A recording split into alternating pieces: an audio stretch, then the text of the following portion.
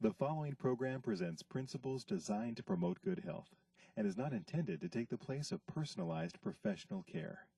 The opinions and ideas expressed are those of the speaker. Viewers are encouraged to draw their own conclusions about the information presented.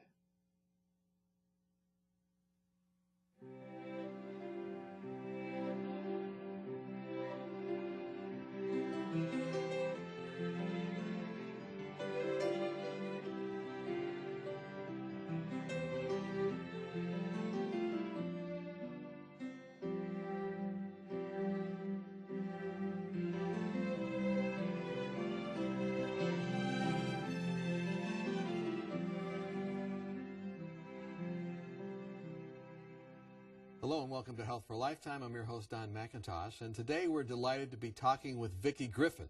She's an author and she's part of the team that's producing excellent materials to help people with various areas in their lives. And today we're going to be talking about the brain on a binge, how to overcome food addictions and cravings.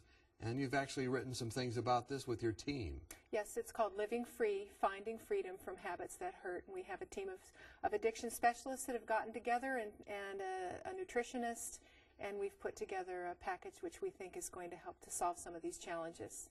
So, is it possible to be addicted to something other than drugs? You know, we talk about being addicted to drugs, we talk about being addicted to tobacco, other different things, but maybe caffeine. But is it possible to be addicted to something else? Well, intuitively, people have probably felt this way for a long time. They'll talk about being a junk food junkie or a chocoholic, or they'll talk about being an internet or a TV addict. And we know that people have significant problems with porn and gambling and other issues of that nature. But now it's being validated as we're able to see brain images of people that do suffer from addictions. And according to Howard Schaefer from the Division of Addictions at Harvard University, drug use is not a necessary and sufficient cause of addiction. So it doesn't just have to be drugs, in other words. No, in it can fact, be something else. In fact, he says it is improper to consider drugs as the necessary precondition for addiction. So it's really, it can be drugs or anything else. It's a condition of the mind. The definition has been expanded to include persistent compulsive behavior that is harmful or destructive, characterized by an inability to stop. Right. Okay. And there is a quote also from Brian Knudsen from Stanford University. And he says, it stands to reason. If you can derange brain circuitry with pharmacology, you can do it with natural rewards as well. So, you know, what are natural rewards? Pharmacology, of course, would be drugs. Right. Well, the two most potent natural rewards that create this effect are food and sex. Mm-hmm. And so I thought we would want to take a look today at what one of those natural rewards is. Okay, yeah, you have a nice little glass of something here. Right. This is... what is this, sugar or salt? Well, this is sugar, and it is 35 teaspoons of what we would call a psychopharmacologic dose. You want me to drink this? No, I don't. Okay. So what we call this? It's called a psychopharmacologic dose of a macronutrient. What's that mean? So that means that's like... There are three macronutrients that we need in large amounts. Sugar? And sugar is one. And, of course, we want it in slower doses, but we want sugar, we want protein, we want fat. Now what this constitutes is the basic American snack. This is, oh, my candy bar just fell over the railing there, but a candy bar and a 20-ounce soda is this much sugar. And of course most people are drinking larger size soda than that. I worked with a lady in California that was drinking 10 of those large sodas a day, larger size than that. And so what we are saying is that this is not an after-dinner mint.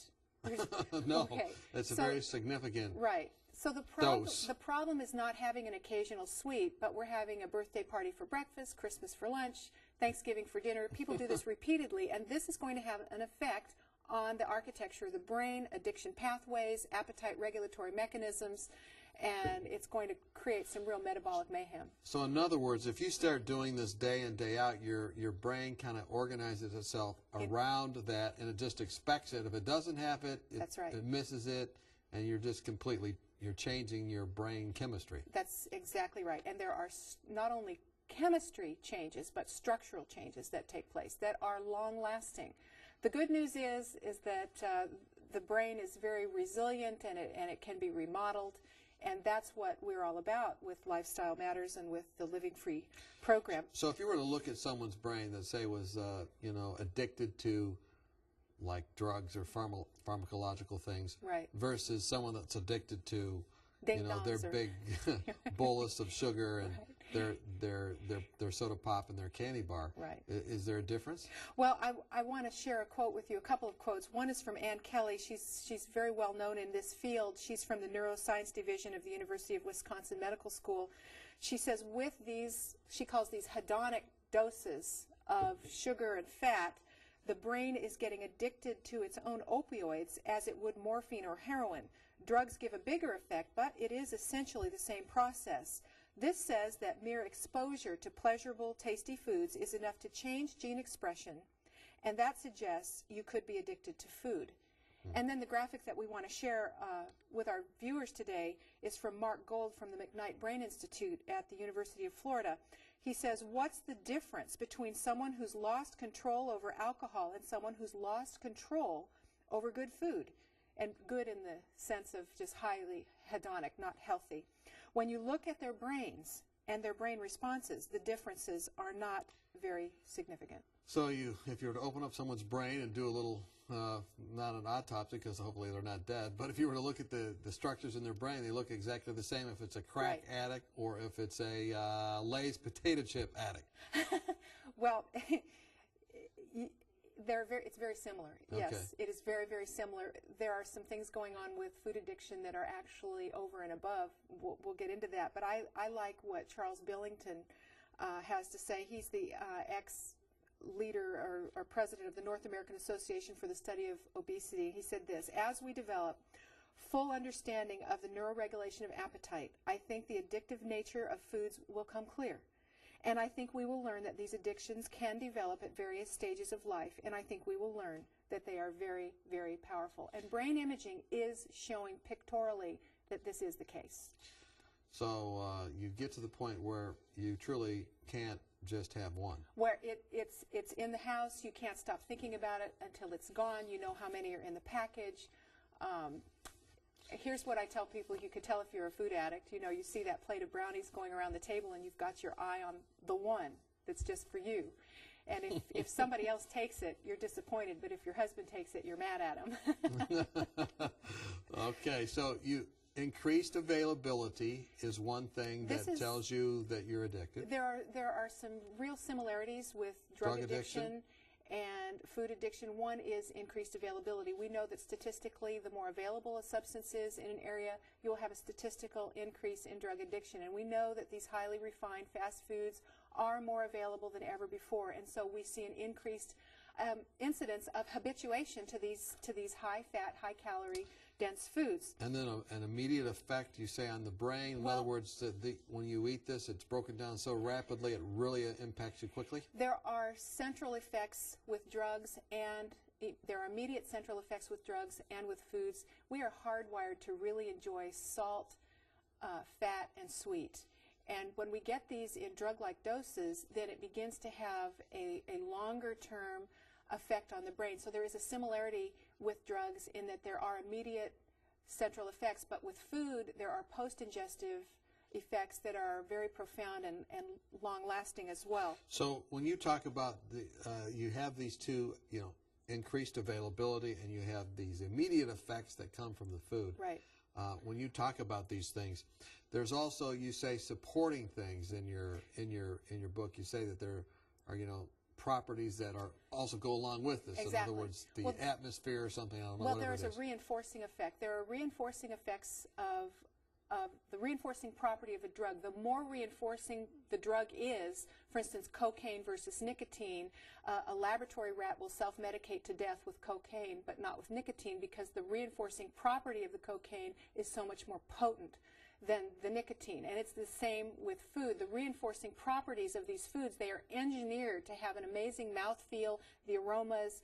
It's a whole science called rheology and flavorology that enhance the hedonic properties, or the feeling of ecstasy, or the pleasurable aspect of just tasting, feeling, and smelling this food, that reinforces the central effects of that food. And so it does create more of an environment for developing a habit with that food. So they're available, and they are also immediate, And they're reinforcing. And they're Right. reinforced. That's and right. then these are the similarities with having a drug addiction. That's Right. why it says that it looks the same in the brain when you're looking at it. Right. Is there anything else that's similar with drug addiction? Well, yeah, brain changes occur in addiction with drugs and with behavioral addictions or natural rewards that include mood, motivation, learning, Okay. palatability centers. All of these things are altered. Stress hormones are altered. But there are also some really significant differences. And the reason that this is of such great interest to me is because we see with lifestyle programs and people that attempt lifestyle changes who are suffering from obesity or various lifestyle problems, that they have a very, very challenging time staying with a program for a long period of time. And there are some reasons for this. We want to understand those reasons and educate people so that they can better accomplish their long-term goals and have better compliance than we're seeing right now. Okay, so the similarities we've talked about Right. are availability, Right. a very quick response, Right. and then there is reinforcement to that, and then there's actual brain changes, you've said. Those are the four. That's right. So that's the similarities between a food addiction and a pharmacological addiction. Right. But what are the differences?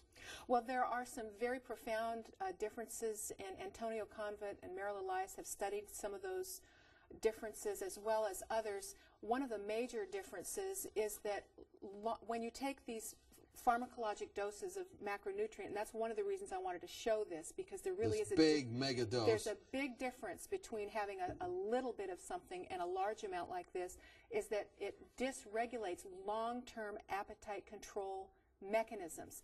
There are short and long-term appetite control regulatory functions in our body. The long-term ones have to do with ghrelin, leptin, and insulin. And so they help to generate the I am satisfied signal. So a person with a food addiction that has habituated themselves to these large amounts of calorie-dense foods, the I am satisfied signal isn't heard. And so they can eat to the point where their stomach hurts. It is so full of food, or they can eat so much calorie-dense food. They can eat 15 donuts, but they don't feel or hear the message, you've had too much. So in other words, this is actually worse sometimes than a pharmacological addiction, or like some of these just one specific things, because Right. they make what you're saying is all kinds of things That's in right. the body go haywire. That's exactly right. And I suffered from bulimia myself for 20 years, so I'm very intimately acquainted with this process. And I'm very grateful to have this information today to understand and help people know the challenge that they face and how much hope there is that no matter how long they have struggled with this, that they can overcome and that normalcy can be achieved. But that is a very real challenge that people chase. Another that they are confronted with. Another really significant impact of these kinds of foods is lower brain energy. Due to neural changes that take place in what's called the limbic area of the brain, where the percolation of nerve impulses takes place throughout the brain. It starts to slow down. It becomes impaired because of the little clusters of dead cells that begin to occur down there. We call that atrophy. We call that, it's the beginnings of vascular dementia, actually. And so there's temporal atrophy that begins to occur. So there's a lower mental energy for meeting challenges and change. Now, fortunately, again, this is something else that can be reversed swiftly with lifestyle changes if it's caught early enough. That's really good news. I mean, we're going to talk more about that when we come back after the break, about the good news. But, you know, you have an excellent cadre of people that are working together on this. They put together this new book on addictions. All these things are able to be accessed on your website, lifestylematters.com, and people can just get more information about all these aspects by accessing this excellent material. When we come back, you're going to give some good news, right? That's right. And if you're watching today and you know someone, or perhaps you're struggling yourself with addictions, or you think maybe you are, maybe you have a better handle on that, but there is hope, there is help, and we want to talk about that when we come back.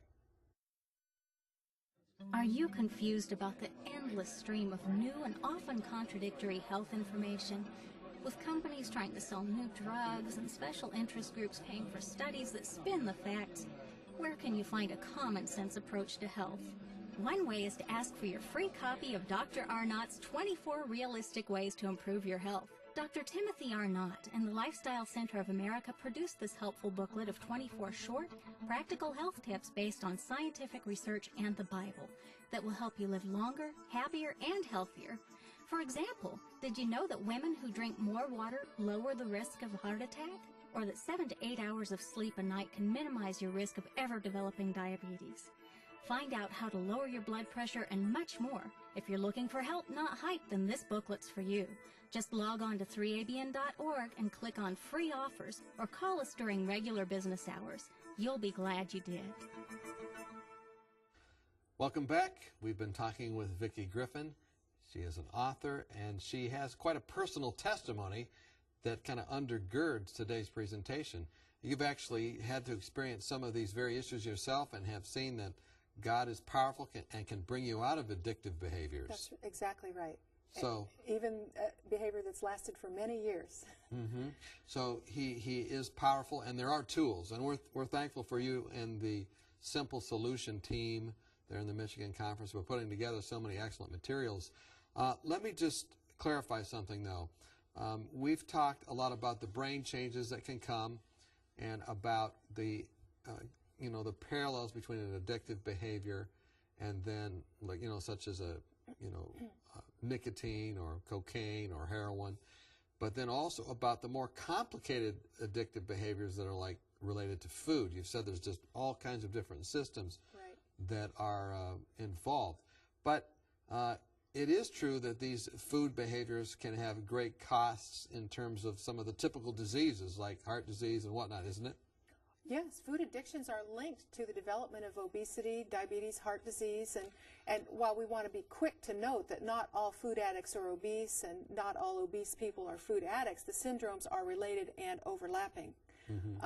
And there are some very, very interesting studies coming out now describing food as the new substance in a substance addiction we call obesity. And so they are beginning to understand that the neuroregulation of appetite is a very, very real factor in the challenge of achieving long-term change. Now, you are living proof that people can overcome addiction. Yes. And but maybe, and hopefully in this second half, we will not be able to cover everything, but we'll skim the surface and give some people some hope. Absolutely. All right, so start us out on that journey. Well, can a person overcome food addictions? Absolutely. And as we've shared in some other conversations that we've had, our brains were designed by our Creator for recovery, renewal, and resiliency. There are changes going on in the brain all the time, depending on what we choose to pay attention to, and very simple but powerful lifestyle tools can begin to curb those cravings and change and alter the chemistry of the brain so that it begins to be sensitive to appetite signaling. It can break those cravings for the sugary, fatty foods in high amounts. And I saw one of these things in your book, a quote by a guy, a user's guide, I believe his name, a user's guide to the brain, and he was saying that there's actually structural changes that can come as a result of decisions made. That's right. He's a neuropsychiatrist by the name of Dr. John Rady, and he's from Harvard University, and he wrote a book. He's an addiction specialist. He wrote a book entitled A User's Guide to the Brain, and he says this: experiences, thoughts, actions, and emotions actually change the structure of our brains. Isn't that a wonderful promise? Critics sometimes claim that a focus on ordinary measures like exercise and diet is too simplistic to affect unordinary behavior. Not so. There are many tools right at our fingertips for changing our mental health, both in correcting our problems and simply becoming the kind of person that we want to be. That is very helpful. Yes, it is. So there are just these very simple things. I mean, what you're going to share may seem simplistic to some of our viewers, but they actually are very powerful. Here are the points that we want to remember. The Lord has not only given us power, but He's given us tools. He has a program that is going to actually help to put us into a process of change over time that is going to have amazing results in terms of long-term outcomes. And the primary thing that we need to remember is that addictions are learned. They are learned associative behavior, And It can be unlearned. an addiction can be unlearned. So let's go through this and then we'll come back. The Right. brain is both resilient and plastic or malleable and responds to new choices and patterns of activity. Recovery, repair, restoration of critical pathways is possible, although results will vary from individual to individual. Improvements can begin to occur rapidly. This is good news. It's very good news. And when you start to replace the puffed rice cereal and the hard candies or orangeade for breakfast and replace that with some of the high fiber foods, that's going to immediately going to begin to alter those pathways. It's going to make the portion of the hypothalamus that's very sensitive to fasting and feeding and very sensitive to ghrelin and the appetite regulatory mechanisms, it's going to begin to be responsive to the lower amounts of concentrated sugars and fats. Also, when you have the soluble fibers in the diet, it's going to increase satiety, it's going to cut the cravings, it's going to lower the insulin response so that your brain is going to be more able to learn. And you're getting into the details of exactly what we need to do, but let me Right. go back to that list we were just talking about. It said that these behaviors are learned and they can be unlearned. That's right. So addictions are not just something that, well, it just happened to me. Right. I'm just I'm just this little ping pong ball and I'm getting beat this way and that way. No, it's something that was learned and it can be unlearned. Our brains are not passive gray cabbages victim to genetics, nor are they subject to environmental influences and just victims of whatever environmental forces come to bear in our lives. We can manage the genetic tendencies and the environmental occurrences that have happened in our lives. We can manage them both if we can only understand the power of implementing the power of choice, the power of will. And I know that that just sounds exasperating to some people because people do lose the power of choice. Their motivated behavior just seems, it's called runaway motivation.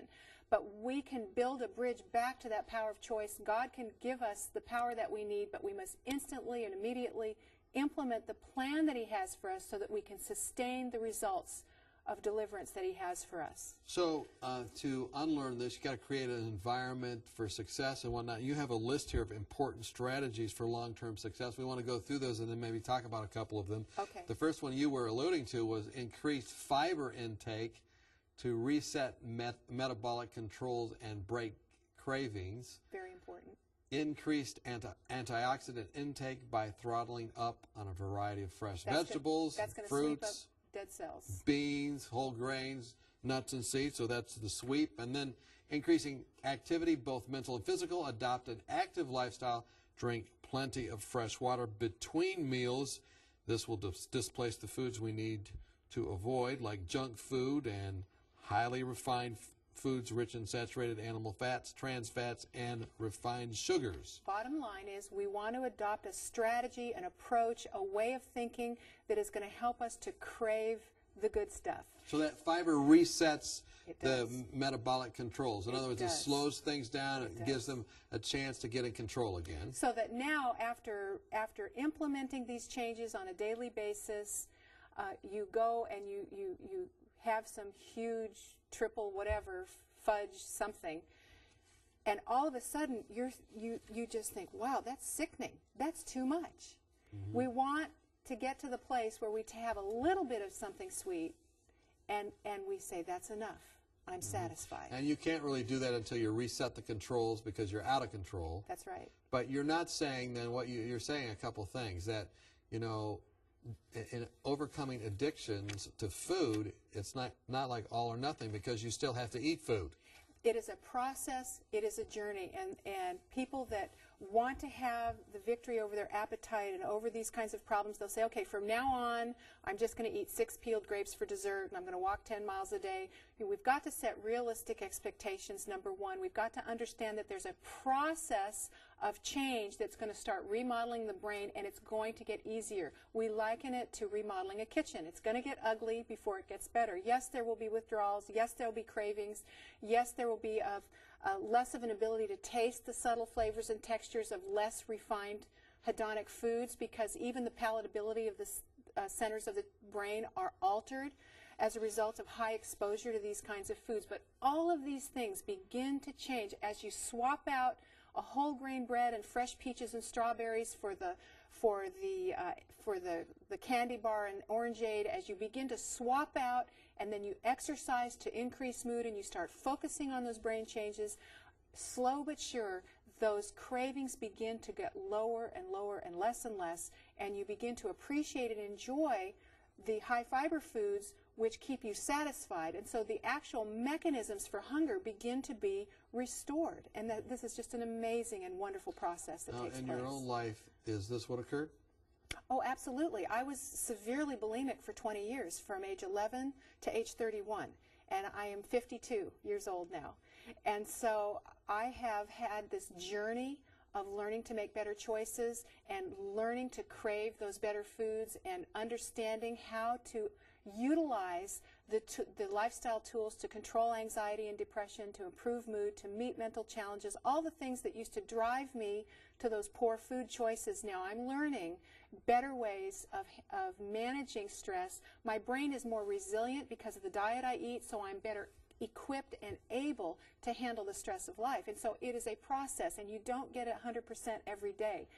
You know, you can expect to have some problems as you go along, but you don't give up. You get up. You don't look at it as, I want to get to my finish mark. You remember that it's the journey that creates the strength. So, you know, you've created this book, along with a team, and this is just the tip of the iceberg. Yes. I mean, there's definitely, going through this list we have seems kind of, you know, fast and quick, and it is. Right. When you look at it in the book, it actually breaks it down, what you Yes. should do. It's a whole process of recovery, identifying the triggers, identifying all the different things, and then moving towards recovery. Right. And it's a comprehensive plan. You can learn about the book on your website, Yes. lifestyleMatters.com. And, you know, I like to close programs with you, Vicki, with a spiritual note. We have about 30 seconds. What spiritual hope can you give our viewers that are either attempting to help someone or in the midst of addiction themselves? I love the promise of God in Romans chapter 12, verse 2. The Bible says, do not let your behavior be like that of this world. We've got to make a choice. We've got to make a choice. But be changed and made new in mind. We're talking about changing our minds today. So that by experience, and that's experience-based plasticity, that's what it's called in neuroscience, so that by new experiences you may have knowledge of the good and pleasing and complete purpose of God in your life. So the mind, God is saying, there can be renewed, and that's Right. what all the research is showing. That's what your book shows. Thank you so much for being with us today. I think this has been very helpful, not only to me, and I know it's been helpful to you, but also to our viewers. Thank you for joining us. We hope as a result that you have health that lasts for a lifetime.